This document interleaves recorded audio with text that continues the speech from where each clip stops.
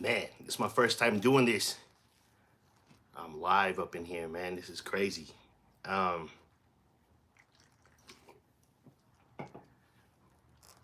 yep. Normally, I'm used to just editing videos on the laptop and stuff like that, but I figured that this might be a little bit easier for me, as you know. But instead of editing, that's where I was getting at with that one. But I'm gonna talk about the topic of why did I choose to go with an MPC 2500 when I had the 2000 XL at the time. Um, this 2500 limited edition, I've been having it since it came out. And in 1 second.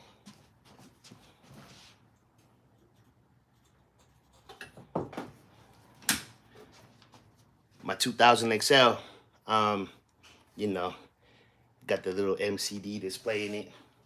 My boy Vince installed at the time.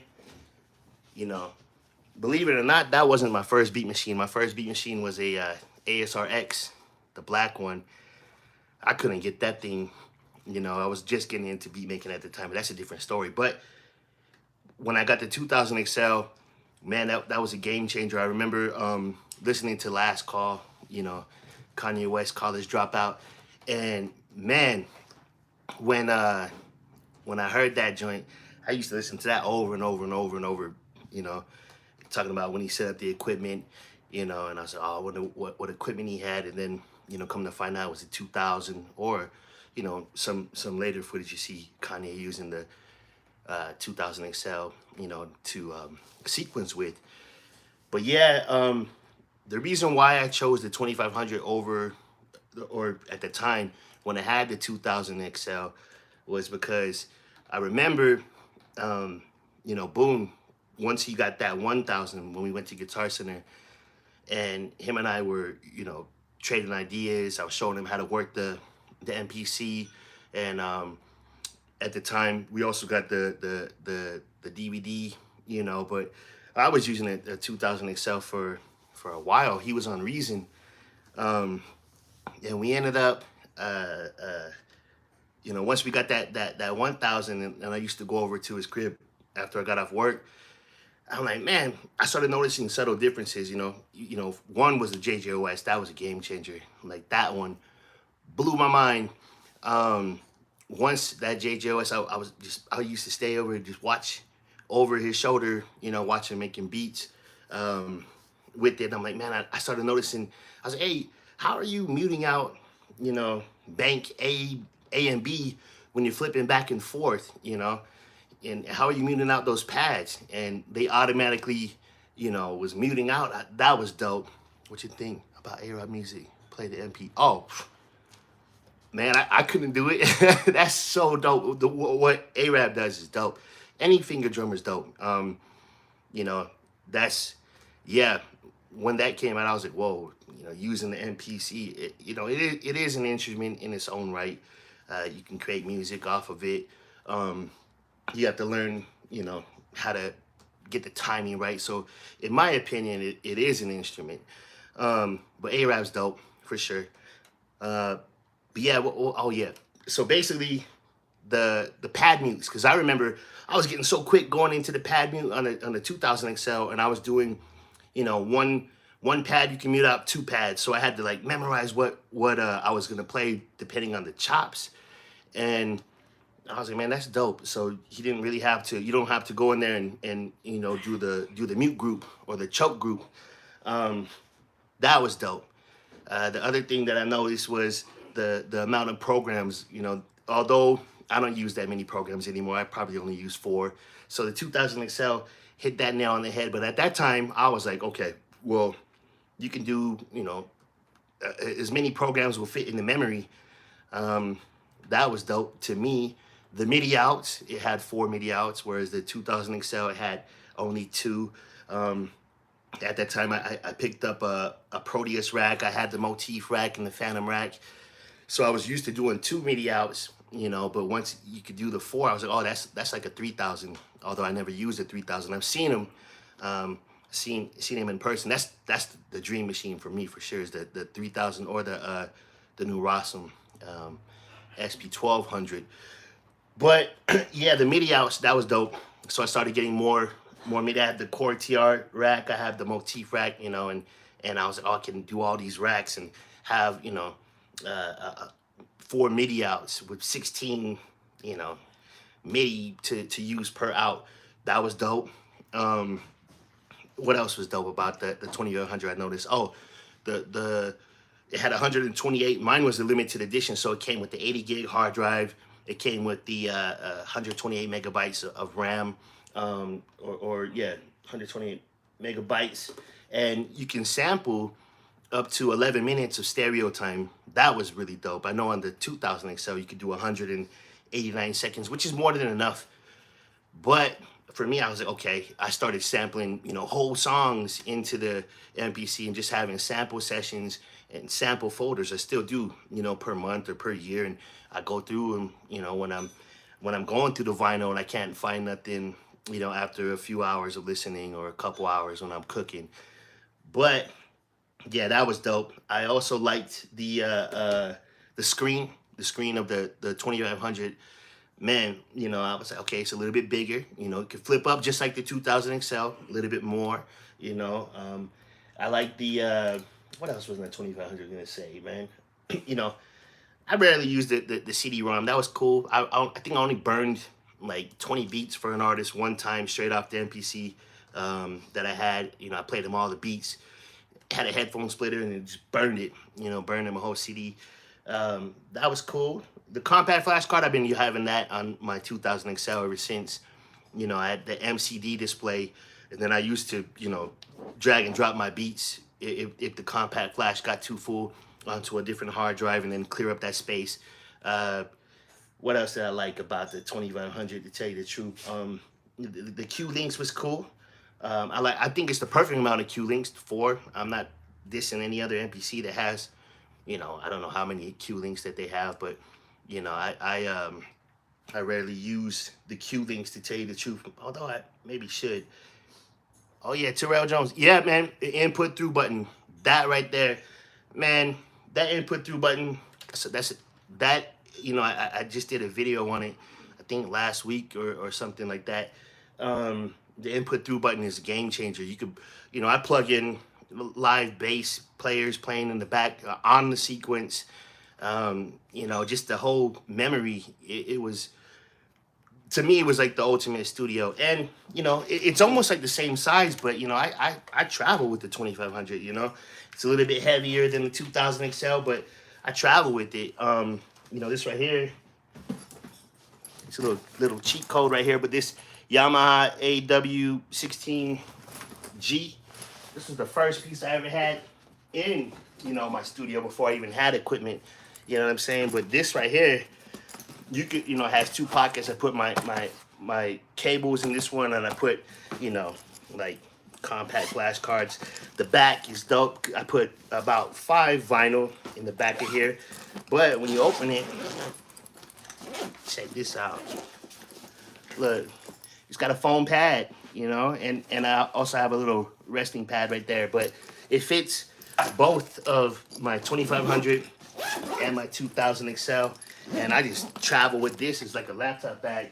It's so dope that I got 2 of them. You know, I bought one brand new, and then, you know, I've been having that one for sure before I had anything. And the input through button's game changer. I mean, the only things that I don't really like about the 2500 is, you know, on the numbers on the 2000 XL, you can go shift, trim, shift, sample. I wish that they did that on the 2500. I don't really like going mode pad, but I got so used to it. You know, I'm quick on both, to tell you the truth. I didn't like the wheel on this 2500, man. Like, you know, it's all clanky. Like, I was like, man, come on. Like, the 2000 XL was smooth. Really enjoyed the 2000 XL wheel. Yeah. What else on the 2500 I liked, man? Oh, the 8 outs. I also had the 8 outs on my 2000 XL. So you know, it's the same thing. The USB right there in the back. You know, when my beat machine got full, you know, I would transfer it straight to the computer, stressing out like hopefully there's no storm or the power don't go out, because it's gonna take like 48 hours. My MPCs on. I don't really like leaving it on like that and transferring files. But so far it's worked for me. I like that aspect of the 2500. The JJOS, that for me was the I was okay. That the workflow, you talk about workflow, that is a fast workflow for me. I like that. On one of the modes, when you go into the pad, you have the whole filter, and you could do like the 4000 does, where you can pick the whole button and have everything tuned down at once, or turned up at once. I really enjoyed that, per program. And the effects, you could put two effects on one. I believe you could do the same thing on the XL though, or maybe one. I'm not too sure. I have to double check that one. But yeah. Then when I first seen this joint, I remember Boom, man, he was shaking his head like, "Oh man, what you do, man? You was getting real good at that XL, and on the chopping, because I never really got into sampling till later on, like way later on. I was making beats from scratch, and yeah, like I like the color scheme of it, to tell you the truth. The red, the black, the white. I thought that was really dope. The carbon fiber on it. It reminded me of my old BMX bike that I used to have when I was like 5 years old. 5 to 10 years old. Like had that joint that my cousin gifted me. They get the hand-me-down bike, but that to me was dope. It reminded me of that, to tell you the truth. You know, Outside from that, it's I think that if they had those converters, and I know they went to Newmark at that time, but if they had the converters like the 2000 XL, or that would have been, man. It still sounds good, depending. I was watching my boy King Music. Shout out to you, bro. I was watching him, and to tell you the truth, like he hit the nail on the head right there. And it's about what sounds good. You could do anything, make beats on a computer. I can't.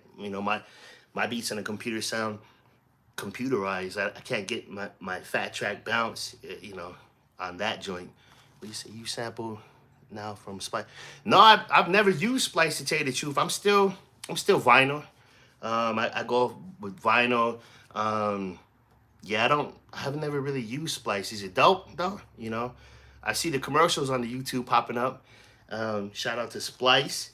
I used to be a really big, I still am, the drum broker. I was on that joint long time ago. And then bangingbeats.com. Banging Beats, like that. I bought the whole drum kits on that site. But yeah, I was a drum broker. But I'm still on the vinyl, to tell you the truth. I have so much vinyl that I have to go through it. I have to go through and check them out. That's I'll pull out a stack bigger than this in a listening session, sit on the back couch and just listen.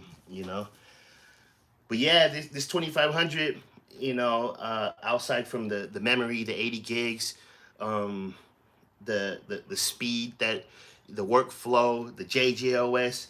I've never really upgraded from JJOS version 1. I think it helps me, create my ideas pretty quick. I do have a 4000, love the 4000. I do have an ASR 10, I love that too, but I'm quicker on the 2500 for sure. 2500 sounds dope if you know how to use the compression effects. Of course, the way JJOS routes the effects and EQs up. I agree. I use the effects a lot. Big Grunger is almost like the boost. I use that. I like the phase shifter. I like the reverb. I like the effects on the 2000 XL as well. I've used the reverb a lot from there. Don't the vinyl stop you from showing off your performances on YouTube due to copyright? Yeah, hell yeah. It does. I've been hit with copyright, from using vinyl. But when I look at it on the analytics, it says it's not a strike. So, and then it also has a function to where, you can give the credit, and it says, if you get paid, you're gonna split it. So, I think it's a win-win for everybody that allows you to use their song. Like I've been when I'm cooking, I got hit with when my nana was playing the Chamorro music from Guam, and I got hit with all those songs she was listening to. I was like, wow, this one label got me with the strike, but it asked me, hey, you want to share, you know, the royalties? Man, yeah, that's you guys' music. So, yep. What else was I getting at on this joint? The 2500. Oh, you know, I like the headphones. The headphone jack on the 2500 was in the front. The foot switch. Rarely ever use the foot switch. Uh, I did notice a difference. Just this is just me, and it might not be true. But when I used the note repeat, and when I was holding down the a pad for making shakers shake, I noticed a subtle difference. Like I think that the 2007 was a little bit more musical when it comes to that. For me, I rarely use note repeat. Sometimes I do, sometimes I don't. But all of my beats. That you hear is mainly non-quantized, except for like when I'm using that note repeat a little bit. Uh, what else in this joint that I liked? Man, that I can't. I'm drawing a blank on. Drawing a blank on this joint right now. To tell you the truth, but that's the reasons why I went to the 2500 from the drum programs, the memory, um, the 128 megabytes. The JJOS is a game changer.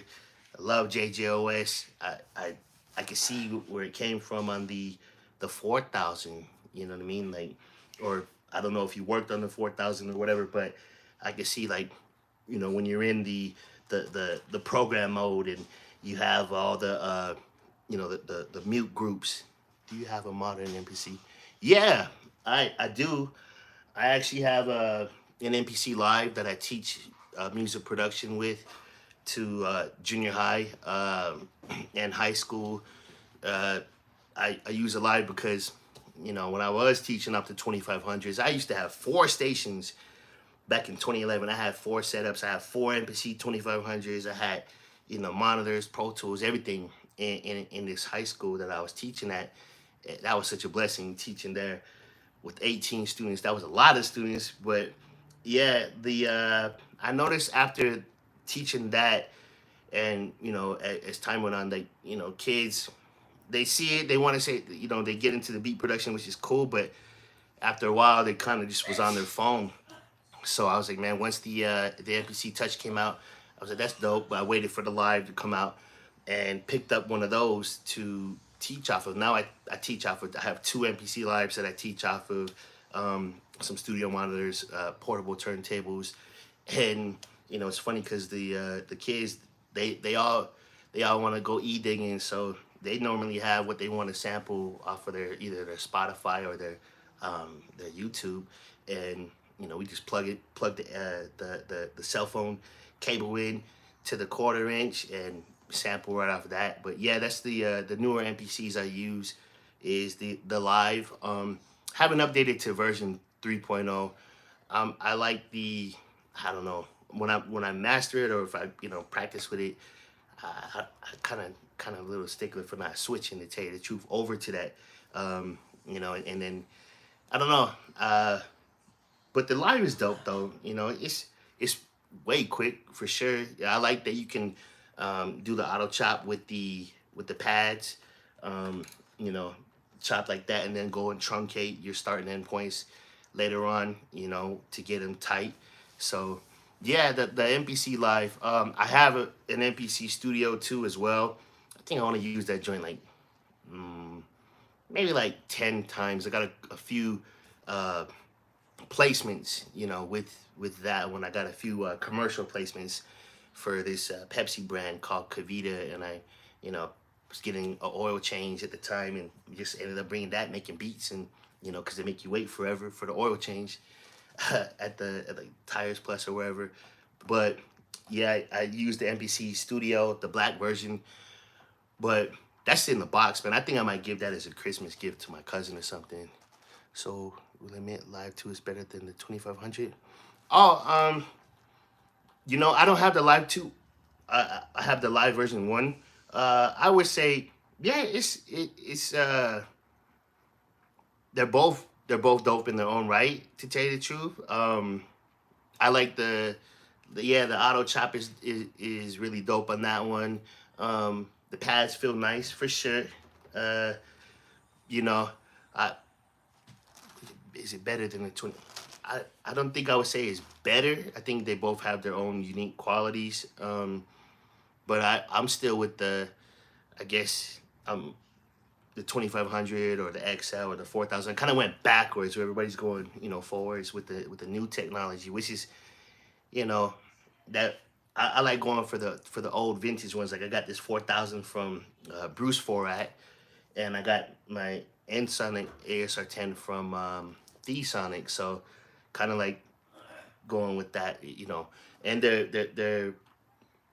they work well. They sound good. The live I think does sound pretty good. I have made many beats out that joint, and I just when I'm tracking it out, I'll go through my 500 series, like the BAE 73 MPL. I'll go through that.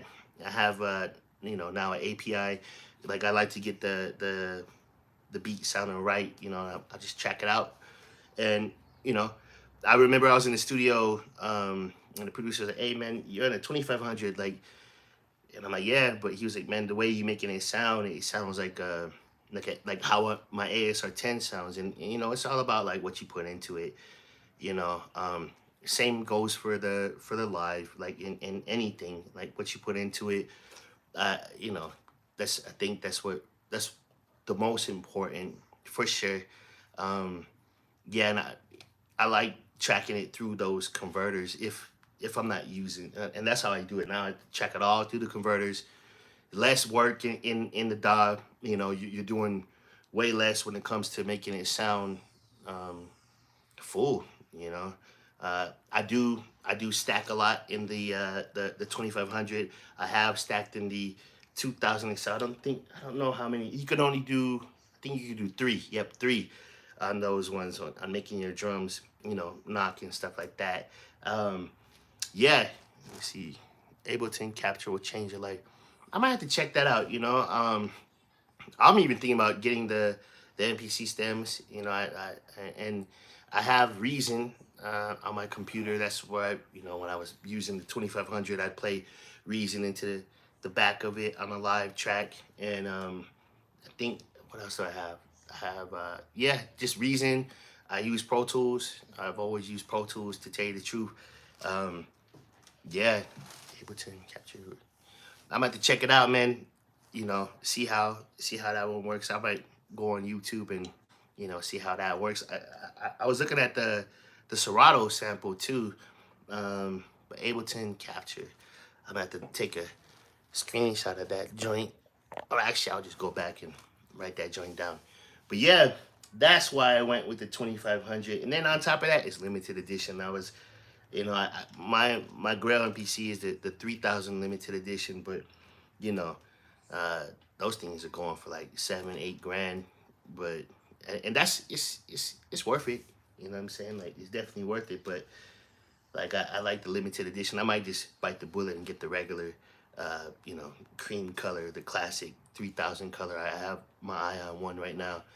But yeah, the 2500 for me at that time, and still to this day, like majority of all my albums that I have out were made off of that. Like, and then few beats made from the 2000 XL. You can just restart your drum break and Ableton capture knows the tempo. No need to mention no slowly building the track. Oh wow, that's pretty cool. Like that's really cool. I think the what they had, the patch phrasing on the 2500 were matching, but technology is so much more advanced, which is dope. I just wish that they would advance the converters with it, to make it,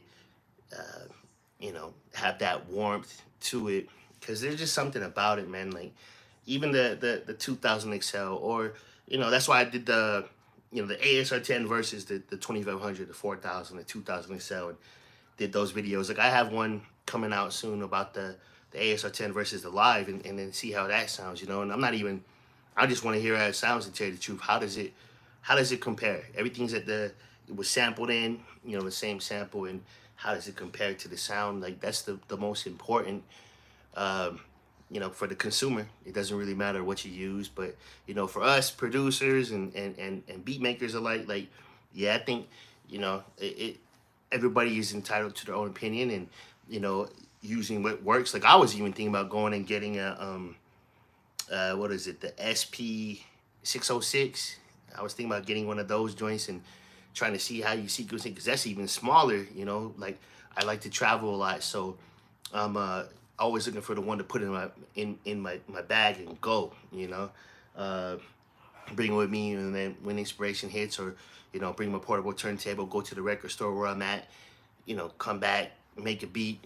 You know, like I'm looking for that. I think the live is there. You know, I put that one in the backpack. But yeah, I was thinking about the 606 to tell you the truth. You export performance to the classic drum machine to get the warm sound. Yeah, do I do that? Yeah, I mean, yeah, you can do that for sure. You know, just like for me, like I will sample from my motif rack. I'll sample one bass note, you know, middle C into it, and then use the autochromatic feature to, you know, have the pads play the notes. And you know, yeah, like, but you could definitely sample, you know, into the classic, you know, or sample the classic sounds, you know, drum machines to get the warm sound into the newer ones for sure. You know, that is definitely true. You know, like when I'm sampling, I always, I go in. Here's a little tip that I do, but I've been having an ASR 10 rack for a very long time, and I would say after Marcus Aurelius's album, that's when I purchased that joint. And every sample that I listen to goes from, you know, the turntable, the rain mixer into the ASR 10, you know, out, and I'll go into my 2500 to get that sound too. You know, that's a little secret. But yeah, using the outs and the ins is very important for me. And you know, like I was getting at, like the consumer, like they will know if it sounds good, or if you're in a room with what you call it, if you're in a room with like an artist, or if you're in a room or a studio, and you're playing beats, like people will, you know, notice the sonic quality. And if it sounds good, you know, that's the most important. What up from hey, what's up, what up, brother? Yep. um but yeah, they will notice that. So sound quality is definitely important. You know, what you put in is definitely important. Like this 2500 and the XL, I like it. And the 4000, like when you turn it on, there's nothing. You know, I compare it to like a painter. You know, when they have the painting ESO and they start adding the colors, right? So when they add the colors to that ESO, that's like adding our sounds to the pads, and putting it into different programs. And then, you know, after that, you know, they start painting on the canvas. That's like creating the beat. And then once you get it into Pro Tools and you get an artist and record the song, then boom, that's that right there. You have a painting. You know, I always get ignored on YouTube when I say the XL and 3000 sounds the same, even when you sample direct input live. The inputs, I own both the XL bump. Yeah, you know, I don't know how the XL. I always get ignored on YouTube. I mean, people ignore, people pay attention to, you know what I'm saying? Like, you know, it, it's all good, man. Keep going with your opinion on that one for sure. But I have seen the 3000 limited edition next to the 4000 at Bruce Forat studio, and he played the same two beats off of them, and they sound the same at 16-bit. You know, the 4000 can go to 48-bit, but they sound the same, to tell you the truth. That's the two that I would say sound the same to the 3000 is the 4000. Like that one, it sounds just like a 3000. And you know, you can ask Bruce Forat about that. Shout out to Bruce Forat, my friend Bruce Forat. But the 2000 SL does have a really uh, warm sound to it as well. I really enjoy it. It's been That's my first go-to, you know, that I've been using for years. Before I even got the 2500, I was using that for like 4 or 5 years, and yeah, the sound of it is it's warm. You know, you can. Uh, I like the warmth of it. There's a on my Fat Tracks from the MPC #2 album. Um, Basically, the only joint that I used that was from the 2000 XL was called the Winter and the Spring. I made that beat on the 2000 XL, um, and the rest of it was made off the 2500. Who is Bruce? Bruce Forat, man. He is Bruce Forat. You'll hear EA Ski. Shout out to EA Ski too. Bruce Forat is he had the what was it the Forat 9000 or the F 9000, and he actually helped create the MPC. Like his pads are what they use in MPCs, and he used to he's so dope. Anybody in the industry that has an issue with their machine, they would send it to him. I've seen what Kanye West ASR10 was there. I've seen a lot of producers drum machines that he's servicing, because buttons, they're gonna go out over time. That's inevitable. I don't beat the heck out of the beat machine up and slam the buttons and all that stuff like that. I don't really do that at all. But over time, the down button of the cursor will go out. One of your F2, F1 function buttons will go out. They're gonna go out. But anybody in the industry that knows, they go to Forat for that. And there are other people who service that too. But I go to Bruce for all my, if my machine needs a new button fixed up or service, I'll just fly there and hit him up and go to the studio and and get it fixed. Yeah, that's Bruce Ford. And then he used to also customize MPCs. Like back in the day, you would see all these MPCs that were just like tricked out, from the color change to the paint on it. You can see like DJ Quick's MPC 3000, I believe High Tech's 3000. You see a lot of those beat machines that were just like custom. Let me see. I have a 4000, got it to use it. Yeah, man, the 4000 is dope. I like the little anime character when you turn that joint on. I didn't really hear a difference. Yeah, and play it for people, and I'm pretty sure you probably did, but play your music for people that you know just listen as a listener and aren't like a producer and or a beat maker, and see what they say. Like, hey, do you hear a difference in the sound? Like when I'm making music too, sometimes my wife doesn't hear a difference. She's like, what am I looking for? The one thing she did notice a difference was when I first got those API EQs, the 500 series. She was like, oh, I can hear the ooze and the sample come out more. I'm like, yeah, that's exactly what I was going for in that mid band. Do more 4000 content.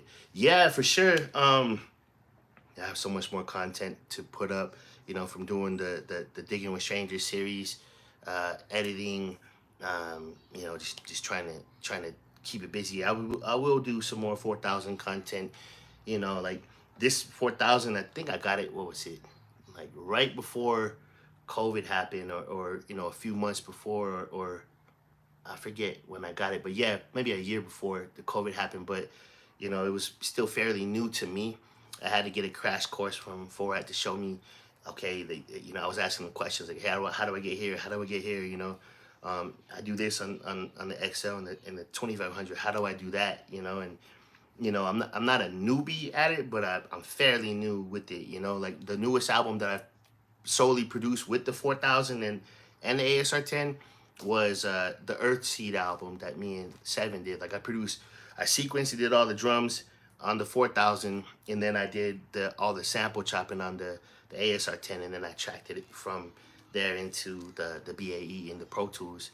The only thing that wasn't sampled or utilized was Felix when he played all his keys. I don't know what he was using, but yeah, that was during COVID. He would send me, I send him the beat, and then he'd send me what he did, and then I just go in and just produce it. But yeah, definitely, man, I'll do some more 4000 content. I mean, just hit me up. Let me know what you would like to see on that. I'm always open to, share some knowledge for sure. You know what I mean? Like sharing knowledge, it's important. Like we all got different. We can have the same drum sounds, the same sample. We're gonna do something different. So I feel the same thing with knowledge. And you know, my twin brother, uh, he told me, man, like, you know, you you're helping solve a problem and you're sharing, you know, information. That's key, you know. Like, I think it is true, you know. Like, so hit me up, man, on I would say on my Instagram. Just DM me, you know, and then hit me up on like what kind of content you like to see. I'll be getting back into doing more beat making videos. I know. Like, oh wow, it's been 35 minutes already. Dang, that went by quick. That's cool. That is cool. But yeah, man, like this 2500 has been my trusty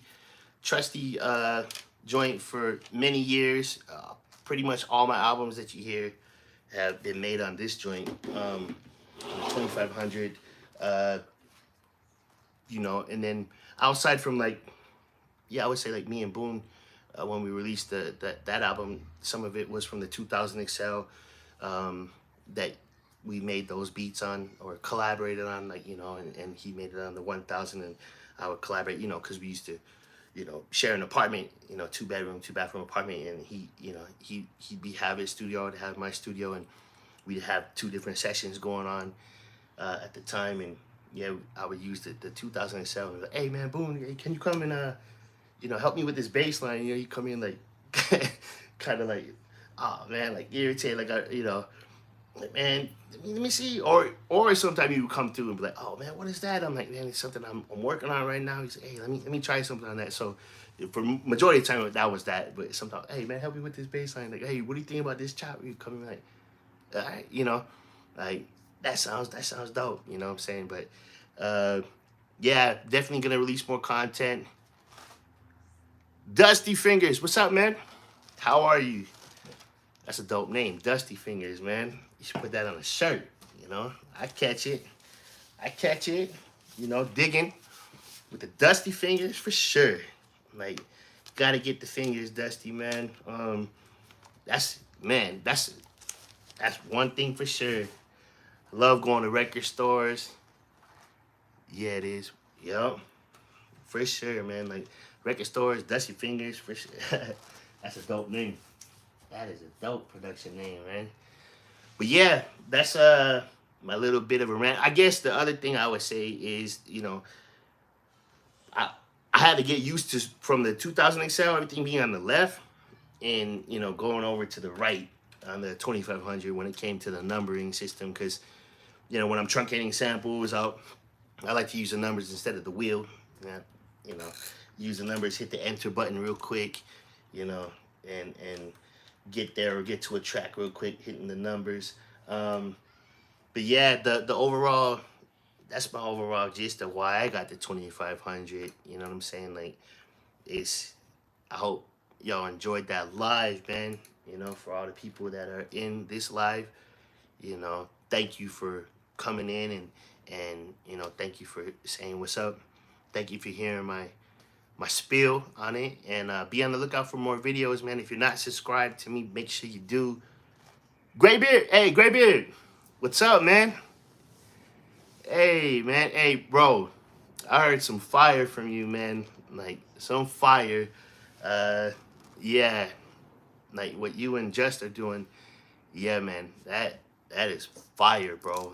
I'm excited for that joint. And if anybody doesn't know Graybeard, you know, he's a dope artist from here, Colorado, and man, go check him out. Go check him out. We did a song on my compilation album called "F.U. Graybeard," which is, you know, he hopped on that joint, man, and yo, that man, yeah, we actually shot a music video at this graffiti uh, this near a golf course, but had so much graffiti, you know. But go check him out. Check out Graybeard. Make sure you go follow that dude. And yeah, man. I guess I don't know what else to say as to. I'm not really used to doing this live stuff, to tell you the truth, but I might have to get back on it. You know, get on the live, and you know, I think it's a little bit easier than doing the editing. You know, but for all those that are tuning in, I say thank you very much. I got more videos coming out here soon, more content, more, you know, tutorials, digging with strangers. I have what, think 3 episodes that I'm working on right now that are coming about that I have to edit. Man, I'm gonna be doing a video on how I track my beats out uh, with an MPC into Pro Tools, and sharing that process of how I do it. Uh, Hopefully, it helps others out. Like, and if you haven't checked out, how I sync the the MPC 2500 into Pro Tools, or make sure you look at that one first before that one comes out. The tracking out comes out, because that's important. You got to learn how to sync it. And yeah, man, with that, God bless everybody. I just want to say thank you for tuning in, and be on the lookout for your boy. Got some new content coming out. I'll holler at you guys soon. How I do this.